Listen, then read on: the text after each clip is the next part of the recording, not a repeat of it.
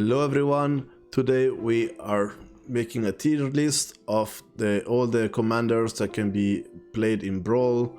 So we have all of the legendary creatures and Planeswalker from Kaldheim. And we are gonna do the tier list because making tier list is cool and lots of Magic creators do it, so just jump on the bandwagon for the tier list. So, what do we want to start? I mean, I know what is gonna be S tier for sure, but I think we're gonna keep it that for like middle of the pack. I think let's start with Finn the Fangbearer. And this card is really cool. It's also cool having as a commander for the tier, but there is not much support. I tried to build the deck for Brawl with Finn and Death Touch, and the problem is a green card and we need all the black Death Touchers cards, so this is an easy F tier for me. Next, let's grab Yorn. Yorn, God of Winter. I think this card belongs in A tier. It's not busted, but allows you to double spell pretty often when can you attack with it. The issue with Yorn is that it's easily blocked. So if the opponent has a creature, it's gonna be hard for you to get too much of advantage. I think you might move it, no, leave it to an A. It's between A and B. We have a Vega Watcher. It's flying, and whenever you cast a spell from anywhere, then your hand draw a card. There are foretold cards, but not too many.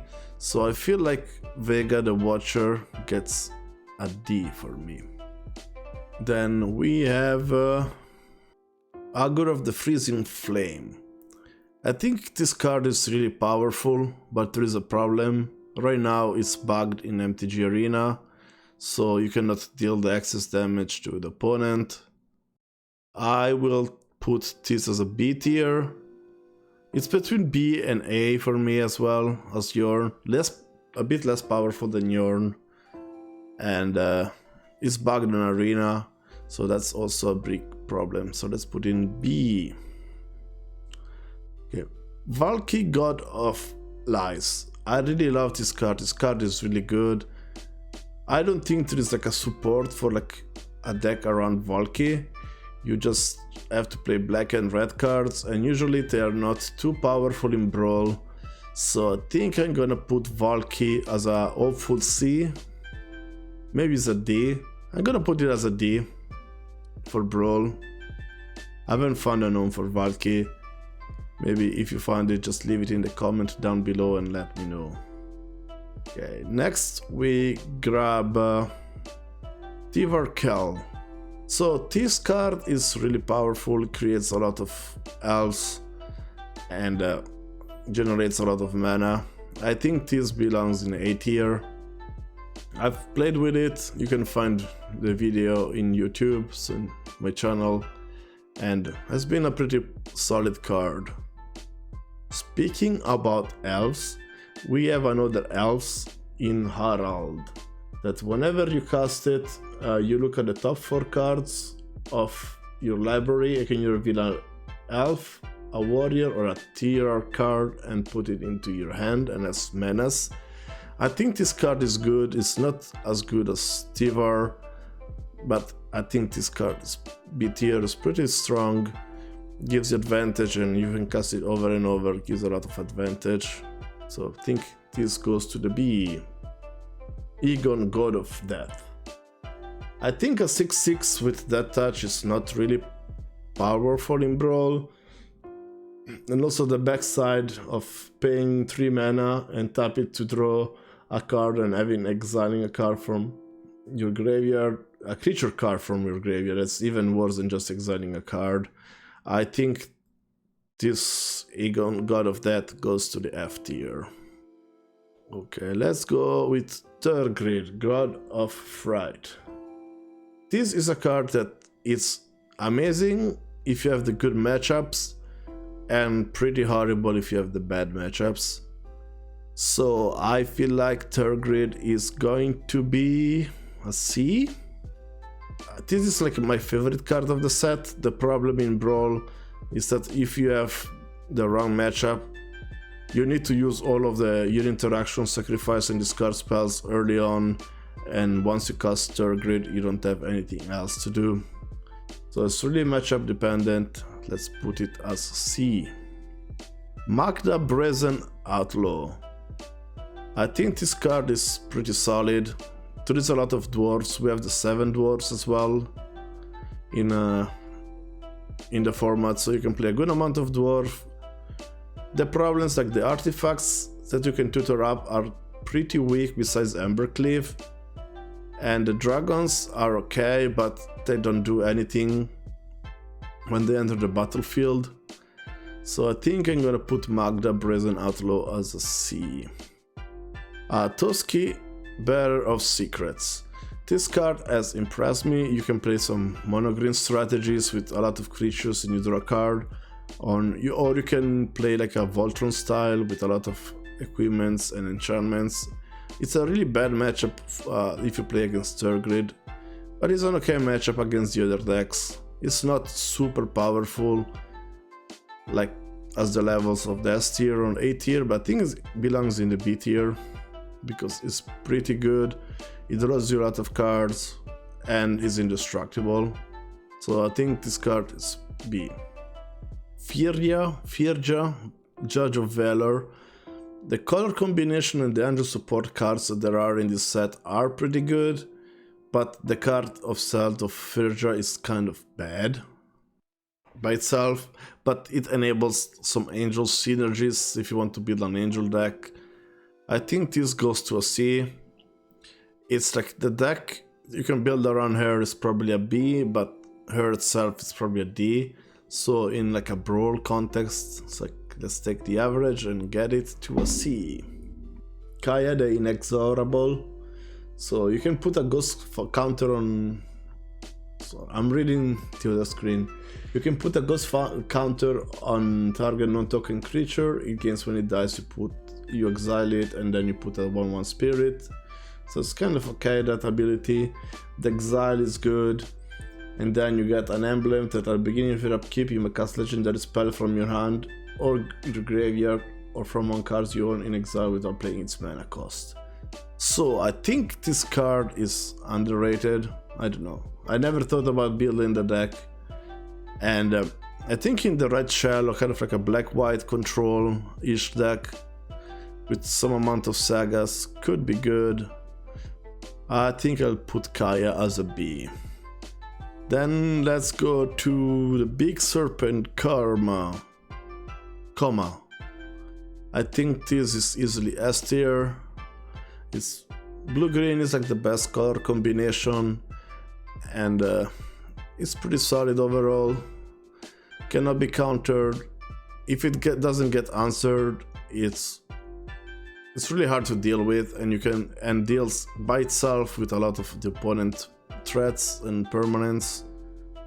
And I think, yeah, the S tier, this card is really good. Also, it's basically indestructible. Our opponent has like double instant spell to kill a Coma. So yeah, S tier. Then we still have plenty to go. So let's go with Svella the Shaper. This card, you can tap 3 and tap and create like a mana rock.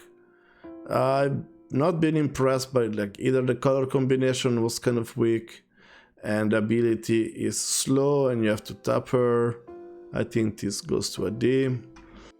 Arlund, God of the Cosmos. Mono blue god. It gets +1/+1 for each card in your hand, each for card you own in exile. So you're forced to play a lot of foretold cards, otherwise it's just a 1/1. But at the beginning of a step, it creates card advantage, so you can get a lot of instantry or sorcery in your hand. So that's pretty solid.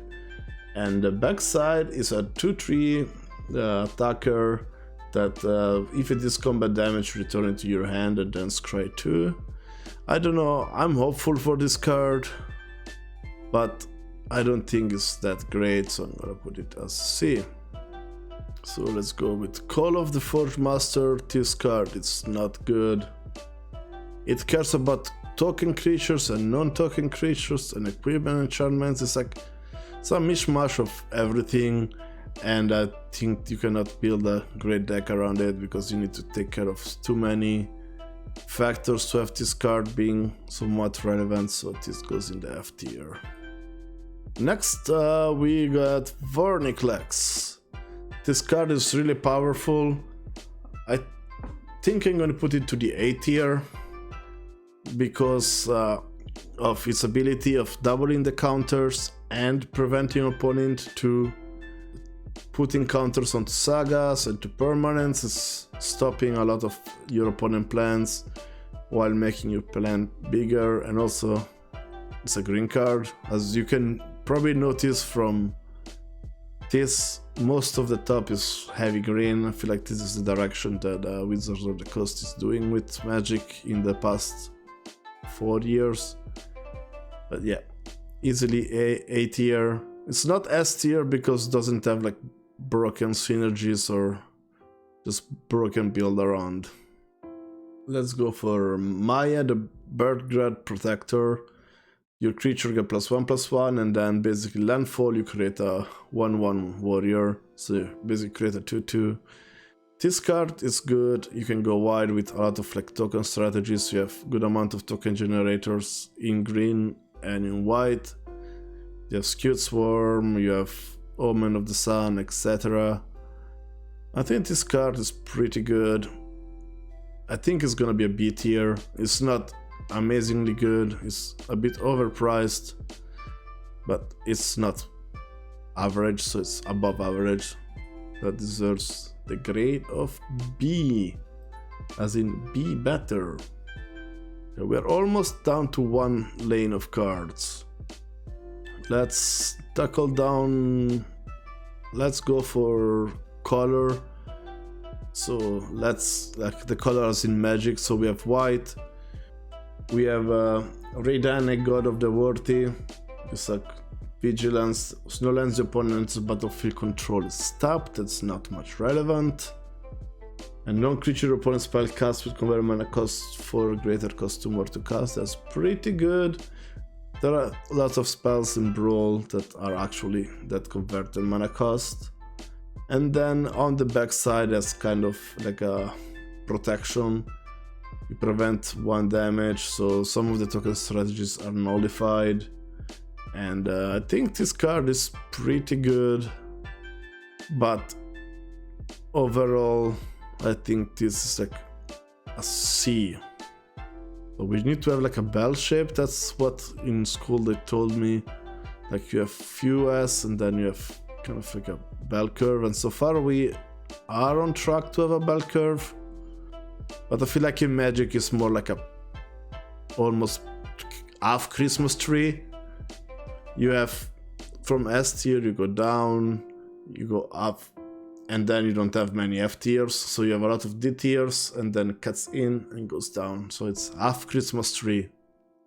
So the other white card is Sigrid, the God Favored. It's a 2/2 with flash, protection from God in first strike.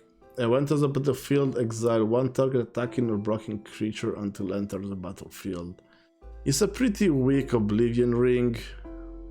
Has the clause of protection from gods, but there are not many full-on gods decks. Like most of the decks have maybe like 2 to 3 gods, so it's not too relevant and dies to almost anything. I'm gonna put it Secret God Favored as a D. Okay, we have white. We have Arvar, God of Battle. So creatures controlled that are equipped and enchanted have double strike. That's pretty good. And at the beginning of combat, you're not attach an aura and equipment you control to the creature. And then you have the hammer that gives for +2/+1 vigilance. Third card is pretty powerful if there is a good white strategy now or in the future. I think this is gonna be a B tier. it's not gonna be an A tier just because of the nature of the monocolor card and what white decks can do. So white, we have done them. We have black. We have one more, and it's Varagot Blood-Sky Sire. This has a really powerful post ability that you can tutor anything in your deck. So I think this, I'm feeling like depending on what black cards there are, it's gonna be a A to C tier. I feel like the black cards are not amazing in Brawl. You have some demons. I'm gonna put it at a C tier for now, just because you have to attack with the card and it can be removed before attack. And so it's a slow tutor, but it's always a tutor every turn, so it could be nice, but I don't think the support is there. Okay, white, black. I think blue comes before black. Oops. Purist of the Wooburg, don't hate me too much. Cosima, God of the Voyage, I think could be fine, maybe in like a Tassa's Oracle sort of deck, but I don't think there is much support. I'm gonna put Cosima, God of the Voyage. She draws cards, but then gets exiled. I don't know, I feel like this is not too much of a card you wanna play with. And Omen King on the other side is cool, but it's not amazing, so let's put it as a D tier. Next card is Jinga of the Rune Eyes. When enters the battlefield, you scry 3, and when it does, you draw 3 cards. If there are 3 or more creatures die this turn. Yeah, this card is not what you want to build your blue decks around. If you want to play blue in Brawl, I probably recommend the Mythic God or just Tassa. Those are probably like the 2 best Brawl mono blue creatures for Brawl, so I think yeah, this goes easily in the F tier. Next card we have the Giant Orvar. It's a shapeshifter for 4 mana. When you cast instant or sorcery spell that targets one or more permanent you control, you create a copy of this permanence. When a spell or ability an opponent controls causes you to discard a card, create a token that's a copy of target permanent. I think I'm hopeful for this card. I don't know like how many blue spells that target your creatures are. I don't know about the support of this card. I haven't tried to build with this card yet. That might be my next video.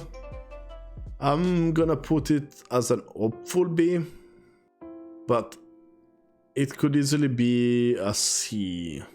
Let's put it at a C because I don't know the support. So after blue we have red. We have 3 red cards. We have Thoralf, God of Fury, 5/4 with trample. When an opponent controls this success gonna combat damage. Deals success damage to other permanent, is pretty good. And then you can sacrifice the front part to deal 3 damage and return it to your hand. I think this is the mono red card probably of the set if you want to go aggressive. It feels pretty good. Still not as good as Stormbrand, I believe. I'm gonna put it as the B tier. Then we have Arnie, Broken Bow. Just when you attack you can pump it with your other creature power. The problem with this card is like you have to have bigger creatures, but you want to be aggressive, so you probably have like smaller creatures. I think Arnie Broken Blow goes to an D tier. I think D tier is reasonable. It's not a good card, but it's borderline playable. Then we have Birgi. Basically, whenever you cast a red spell, you add red to your mana pool. And then I think the backside is what sells her, that you can discard a card and you exile the top 2 cards and you can play them. So I think this provides a lot of power to a red deck if you have a lot of burn. I'm gonna put Birgi as C. She's a great card, especially at the backside, and I believe that can get you somewhere. Okay, then after this we have green. Let's go first for the green god, the rare god. Now, if you have 3 or more legendary creatures, it gets pumped, and then you can 2 on top, look at the 6. You may reveal legendary cards and then put it into your hand. So it's kind of like a legendary collected company for your hand, so not too great. And then on the back side it's like a mana rock for only legendary spells and the chosen creature type. I don't think this card is that good. This is another, I think it's D for me. Then the last green card is Eskia, God of the Tree. I think this is like S+ tier. This card is really good. I think it's the most popular card in Brawl right now. I face it about 25% of my matches or more, depending on when I jump on into the queue. This card is really good. And just the front part, nobody uses her for it, but you use the backside and it's just like you play a lot of haymakers and just haymaker after haymaker that you put into play. So S tier is probably an understatement for this card. And then we go multicolor. Let's go for the zombie snow. I think this is C-ish tier. I think it's a decent card. Pumps your snow creatures that are like few of them in blue and black. There are few zombies, so I think this is solid C tier. Then we have the shapeshifter that enters as a copy, but it's legendary. Let me double check if copies only creatures. A copy of the permanent control. I think this could be a B tier, depending. Yeah, I mean, could be a B tier. I feel like I would not start this card over Comma. If you have wild cards for Comma or you have this card, you definitely want to play Comma. And then we have 3 more cards. Nico. Nico is kind of okay. You need to be on some blue-white control. I feel like Nico is like C tier. Then we have the red-black uncommon that forces your opponent to attack each turn, and whenever a creature dies, I think your opponent dies, you draw and discard a card. No, when an attacking creature dies, each opponent loses 1 life and you gain 1 life, so not even drawing a card. So it forces your opponent to attack you for 1 turn, and that's about it. I think this is probably worse than Valky. I'm gonna put it in the D tier. I don't know, it's like close to Valky, but it's not unplayable. And then the last card we have is Sarulf Realm Eater. That whenever a permanent an opponent controls is put into a graveyard, from the battlefield you put a counter. So basically when something dies you put a counter. And then at the beginning of your upkeep, if it has 1 or more counters, you may remove all of them. And if you do, exile each other non-land permanent with converted mana cost less or equal to the number of counters removed this way. So this is kind of awkward, but I think I'm gonna give it as a... I'm gonna give it as a C. I feel like there is not too much of a shell of just green-black kind of rockish value in Brawl right now. Like most of the best cards are in the historic format, the historic Brawl. So if I would do it for historic Brawl, I would probably shift some of them around.